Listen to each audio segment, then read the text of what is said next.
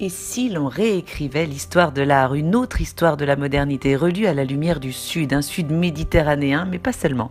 Un état d'esprit peut-être davantage ensoleillé, ouvert, sans frontières, loin de la pureté académique prônée par les écoles de Paris et de New York. L'exposition nous emmène sur un autre chemin, un sentier parallèle, rarement, voire jamais emprunté, mettant des artistes de l'émotion et du décoratif au cœur de cette nouvelle modernité. Parmi eux, on citera Jourdan ou Redon, Derain, Dufy, Morandi et nombre d'artistes contemporains comme Jean-Marie Apriou, Hélène Bertin, Victor Delestre ou encore Gérard Tracandi.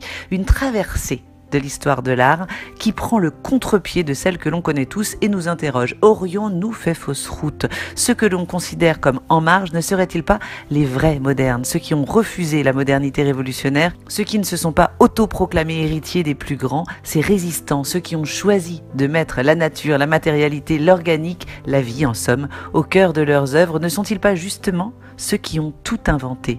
Les œuvres présentées ici ont beau être grandioses, elles n'en restent pas moins empreintes d'une immense humilité. Elles rayonnent, elles nous attirent à elles, peut-être simplement car leurs artistes prônent un art éminemment humain, sans machine ni diktat industriel, un art du vrai et du sensible, un art du cœur, chaleureux et solaire, comme le Sud au final. Chose importante dans l'exposition, les œuvres ne sont jamais isolées, ni dans leur accrochage réalisé ici en miroir, en dialogue ou en confrontation, ni dans leur temporalité, n'hésitant pas à brouiller les pistes, les époques et à mêler les différents médiums, ni même, et ça c'est important, dans leur conception, nombre d'entre elles ayant été produites à quatre mains, en duo ou en collaboration, faisant de l'exposition elle-même une nouvelle œuvre d'art.